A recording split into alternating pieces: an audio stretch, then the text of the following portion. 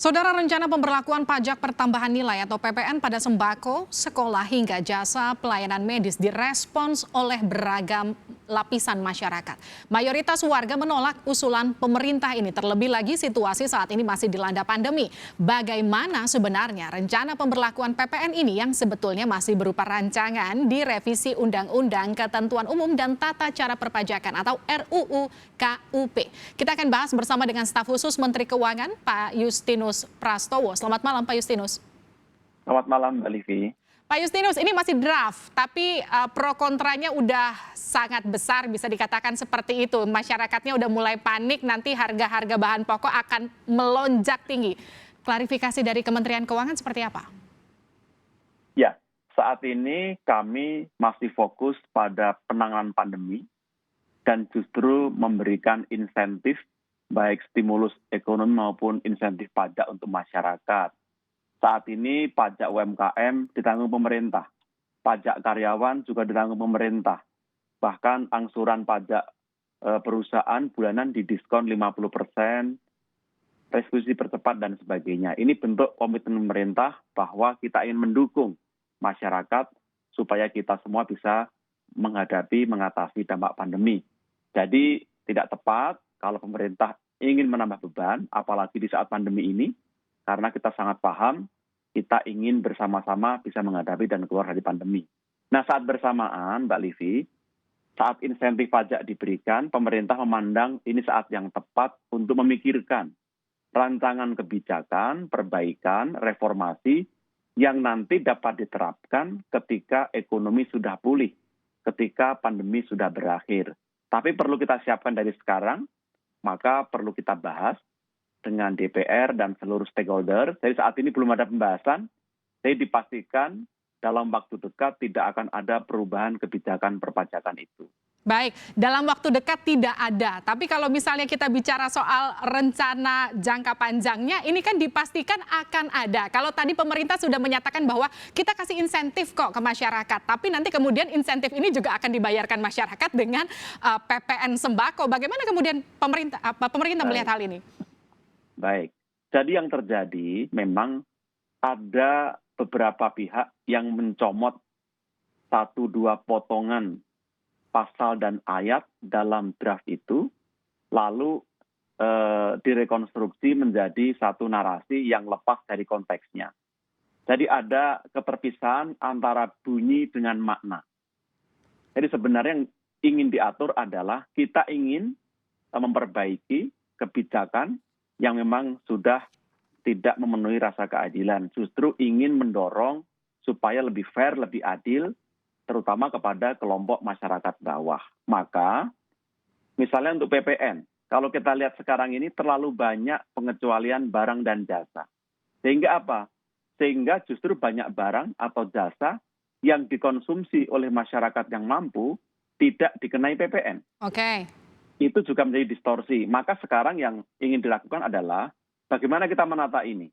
Bagaimana seluruh barang dan jasa bisa masuk dalam sistem perpajakan kita, tetapi tidak serta-merta hal tersebut dikenai pajak. Begitu desain kebijakannya, Mbak Livi. Tapi Pak Justinus, kalau kita bicara soal sembako, ini kan komoditas yang dikonsumsi oleh semua lapisan masyarakat. Nggak cuma kita bicara soal lapisan kelas atas, tapi juga lapisan kelas bawah. Bagaimana pemerintah menjawab soal pemerintah yang dianggap pilih kasih? Kemarin dikasih insentif diskon pajak seperti PPNBM, otomotif. Nah, sekarang justru untuk masyarakat yang kelas bawah, masa sembako aja harus kena PPN? Gimana jawabnya? Jadi saya sampaikan tadi, barang dan jasa yang masuk dalam administrasi perpajakan tidak serta-merta itu merupakan objek pajak. Oke. Jadi tidak serta-merta dikenai pajak. Desainnya adalah apakah akan dikenai tarif tinggi, tarif rendah, atau justru mendapat fasilitas. Jadi nanti ini yang justru akan dibicarakan dengan DPR dan dengan para stakeholders. Jadi tidak ada rekonstruksi dalam RUU itu bahwa sembako dibilang akan dikenai pajak bahkan 12%. Itu sama sekali tidak ada. Yang ada adalah pemerintah justru mendesain skema tarif yang memberi ruang. Barang yang dikonsumsi masyarakat atas bisa dikenai tarif tinggi, Oke. Barang yang dikonsumsi masyarakat bawah bisa dikenai tarif lebih rendah, bahkan mungkin di bawah 10% yang saat ini berlaku, bisa 5 atau 7%, atau ada skema lain seperti sekarang diterapkan, bahkan barang hasil pertanian saat ini hanya dikenai pajak 1%. Hmm. Dan yang kedua, ada pengecualian juga atau fasilitas, Mbak Livi. Pengusaha kecil itu bukan pengusaha kena pajak yang wajib memungut PPN. Jadi kami pastikan untuk para pedagang yang saat ini berdagang di pasar tradisional dan sebagainya, undang-undang mengatakan apabila omset tidak melebihi 4,8 miliar setahun, mereka juga tidak wajib memungut PPN. Jadi artinya tidak perlu khawatir dengan beban tambahan yang akan dikenakan. Oke, Pak Justinus, kalau selama ini kan sembako ini kan jadi pengecualian dari PPN. Kenapa kemudian kalau saya katakan dari suara masyarakat, urgensinya apa sih? Kemudian kenapa sembako ini harus masuk kategori yang kena PPN sekarang? Ya, supaya bisa diadministrasikan, Mbak. Jadi kita perlu mengawasi, mencatat dengan baik produksi, distribusi, siapa yang menjual, siapa yang membeli, sehingga sistem perpajakan kita itu komprehensif dan holistik. Dengan demikian, kita bisa membedakan dan memberi rasa keadilan. Barang kebutuhan pokok tersebut tidak semua dikonsumsi oleh kelompok masyarakat miskin, tapi justru ada kategori, jenis, harga, dan segmen yang dikonsumsi hanya oleh kelompok atas. Tidak bijak kalau barang-barang tersebut dikecualikan atau tidak dikenai PPN misalnya. Tapi untuk yang dikonsumsi masyarakat banyak, tentu sangat bijak kalau diberi fasilitas perpajakan. Oke, tapi kan setahu saya yang kena juga itu termasuk beras, sayur, buah. Ini kan juga nggak cuma dikonsumsi kelas atas seperti yang tadi kita sempat bicarakan. Bagaimana kemudian pemerintah memastikan? Tidak ada bunyi di RUU itu mengatakan beras, jagung, sagu itu lalu kena PPN 12%. Silahkan dibaca. Oke. Tidak ada, Mbak. Tapi kemudian kalau kita bicara soal kuartal 1 pertumbuhan ekonomi, ini kan masih minus 0,74%. Bagaimana kemudian ini nantinya tidak akan kontraproduktif dengan semangat pemulihan ekonomi saat ini? Ya, pemerintah seperti disampaikan Ibu Sri Mulyani menegaskan kita fokus menangani pandemi saat ini dengan berbagai insentif. Kalau tadi PPNBM kendaraan itu diberi diskon semata-mata supaya menggeliatkan sektor otomotif.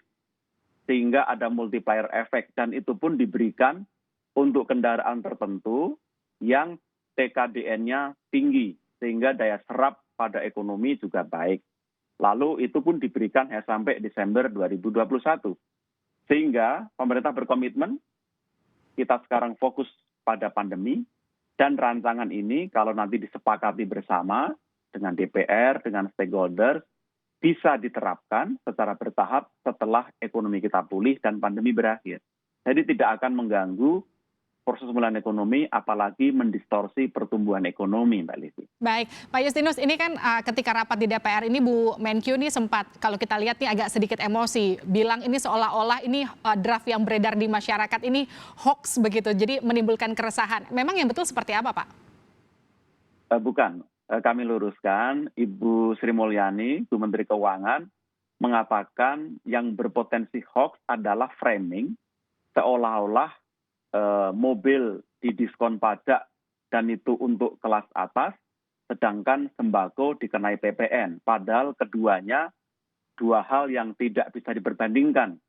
Yang satu itu stimulus industri, justru untuk menggerakkan perekonomian supaya kita bisa bangkit melawan pandemi. Yang satu itu bukan konsep kebijakan dan bahkan belum diterapkan sama sekali saat ini. Oke, tapi kalau misalnya kita bicara soal sekarang yang lagi rame nih, Pak Justinus, ini kan nggak cuma kita bicara soal sembako, ada juga soal PPN di jasa pendidikan begitu. Tapi bagaimana kemudian pemerintah menjelaskan hal ini? Ini kan berkaitan langsung dengan masyarakat dari segala golongan dan juga lapisan. Skema PPN yang direncanakan itu nanti akan seperti apa, Pak Justinus? Ya, termasuk jasa pendidikan. Karena saat ini dikecualikan dari pengenaan PPN, maka tidak bisa diadministrasikan, tidak bisa diawasi. Sehingga tidak bisa membedakan mana jasa pendidikan yang betul-betul untuk kepentingan masyarakat banyak, atau yang profit oriented dan hanya bisa diakses oleh kelompok masyarakat atas. Misalnya jasa pelatihan profesional, les privat, kursus non-sekolah, dan sebagainya. Itu tidak bisa diakses oleh semua lapisan masyarakat. Jadi cukup fair, cukup adil kalau konsumen yang mampu itu membayar pajak, sehingga justru penerimaan negaranya bisa dipakai untuk menyubsidi kelompok masyarakat miskin. Jadi itu motivasi yang ada. Dan sama sekali kami tegaskan, tidak ada juga bunyi dalam RUU itu yang mengatakan bahwa jasa pendidikan pun akan dikenai pajak 12%. Itu sama sekali tidak ada. Oke, tadi kalau Anda katakan artinya ini sebetulnya lebih ke jasa pendidikan yang bersifat swasta begitu ya Pak Justinus? Tidak semuanya harus swasta, tetapi yang penting kita lihat apakah memenuhi kriteria yang nanti akan ditentukan. Apa kriterianya tentu akan dibahas nanti bersama dengan wakil rakyat kita, Mbak. Oke, Pak Justinus, ini kan yang juga bikin gempar, nggak cuma bicara sembako, pendidikan, ada juga sektor kesehatan. Sekarang ini kan kita masih di tengah pandemi ya Pak, kalau kita bicara soal sektor kesehatan, ini kan jadi concern utama masyarakat. Bagaimana kemudian pemerintah bisa berpikir untuk mengenakan PPN di sektor kesehatan, Pak Justinus? Ya, konsepnya sama. Ini semua adalah rancangan dan tidak akan diterapkan sekarang, bahkan mungkin nanti. Oke. Setelah pandemi tadi, Mbak ya. Nah, kenapa bisa kesehatan? Saya ajak kita memikirkan ini. Saat ini kalau Mbak Livi melakukan operasi plastik, itu tidak dikenai PPN. Baik. Tetapi saya melakukan operasi tumor kecil, itu juga bukan objek PPN. Sehingga apa yang menjadi concern kita adalah memenuhi rasa keadilan, supaya jasa, termasuk kesehatan, yang dikonsumsi oleh kelompok masyarakat yang mampu, itu dipertimbangkan untuk dapat dikenai pajak supaya apa? Supaya ini bisa menjadi sumber penerimaan untuk menyubsidi biaya kesehatan kelompok miskin. Baik, Pak Justinus, ini kan dari tadi kita ngobrol, Pak Justinus berulang kali menekankan bahwa ini nggak dalam waktu dekat kok. Ini mungkin masih dalam tempo jangka panjang, nanti kita masih akan melihat nanti dalam waktu yang cukup lama, katakanlah seperti itu. Tapi kalau Menkyu mengatakan waktu pemberlakuan saat ini, PPN saat ini itu belum saat ini seperti yang tadi Anda katakan. Jadi untuk apa diajukan revisinya seolah-olah ini akan diberlakukan dalam waktu dekat? Atau jangan-jangan ini sebetulnya masih cek ombak, melihat seperti apa sih respon masyarakat? Tidak. Kajian-kajian atas poin-poin dalam RUU ini sudah disiapkan lama. Bahkan mungkin 5-6 tahun yang lalu, dari rekomendasi lembaga-lembaga internasional maupun kajian internal.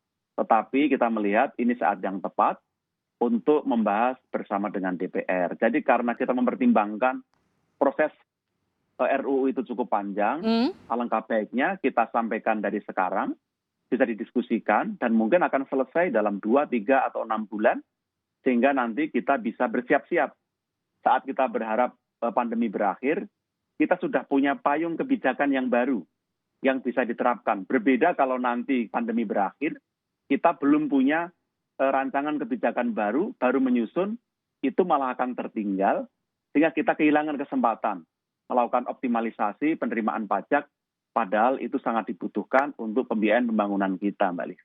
Oke, terima kasih Pak Justinus Prastowo, staf sus Menkyu atas penjelasannya. Semoga ini juga bisa sedikit meredam gejolak di tengah masyarakat. Tapi bagaimana Asosiasi Pedagang Pasar merespon rencana pemberlakuan PPN ini, kita juga akan bahas bersama dengan pengamat ekonomi usai jeda di Sapa Indonesia Malam.